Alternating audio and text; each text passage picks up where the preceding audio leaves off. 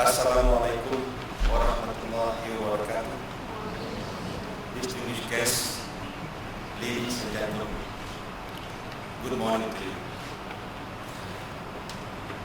In 1990, a group of very brave and concerned Malay Muslim professionals gathered, united in their thinking and common in purpose. They addressed, discussed, deliberated on the state of progress of the Malay Muslim community in Singapore. This gathering, which was the first national convention of Singapore Muslim professionals, was a milestone in the history of the community. As a result of the first convention, the Association of Muslim Professionals, in short AMP, was born. The spirit of that time was clear. Face the facts, brainstorm for ideas, converge into actionable strategies, and work in unison for the betterment of the Singapore Malay Muslim community. 10 years later, in the year 2000, the second national convention of Singapore Muslim professionals was held by AMP. A new set of strategies was proposed to the community in preparation for the challenges expected in the following decade. Today, with the same spirit of the last two conventions, I am pleased to welcome you this morning to the third National Convention of Singapore Muslim Professionals.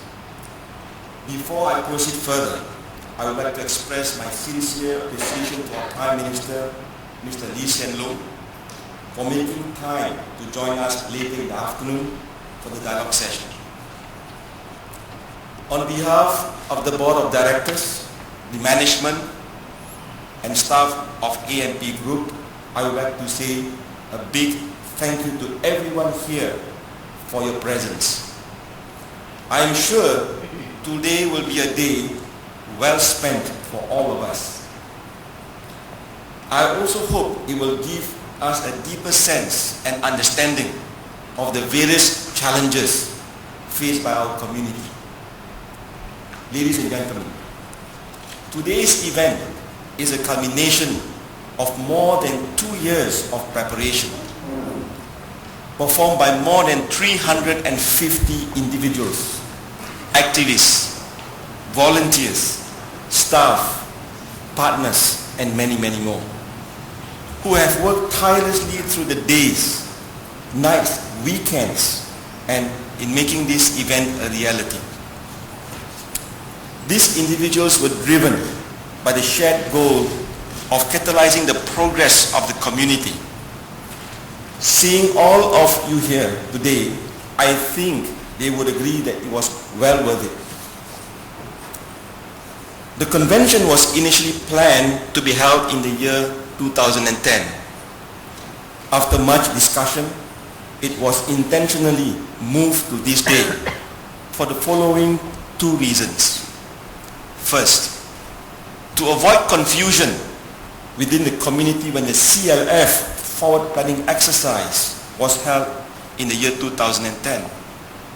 Second, to capitalize on the latest census data that was made available in the mid-2011, thereby ensuring statistics and data used in our analysis during discussions and deliberation exercises are up to date. Our Convention Steering Committee Chairman, Nizam, will present an overview of our work later. During the breakout sessions, the convention panelists will share with you some critical issues confronting the Singapore Malay Muslim community. I anticipate some hard questions and reactions on the proposed strategies from some of you. Regardless of the differences of our background, history, age group, and generation, or organization you are representing, I urge you to keep the convention spirit alive. That is, to work towards the betterment of our community.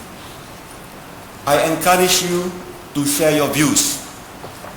Make your voices heard and your presence count. This convention is not an AMP convention. It is a convention for the entire community. So we look forward to your active participation. During the discussions, I suggest we work towards the following 3 objectives.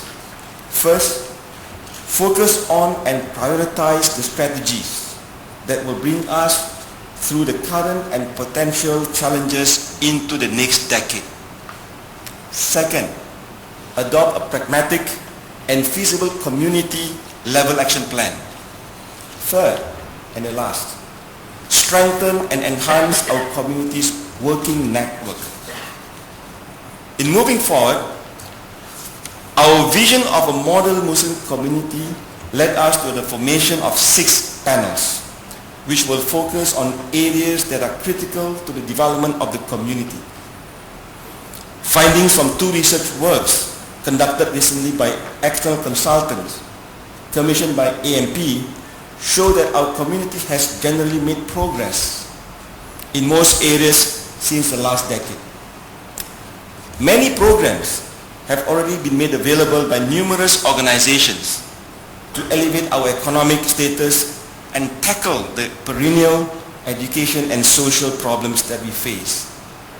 However, as the world becomes globalized, issues that we have faced over the past few decades are now becoming more complex and will require a new set of strategies to manage them.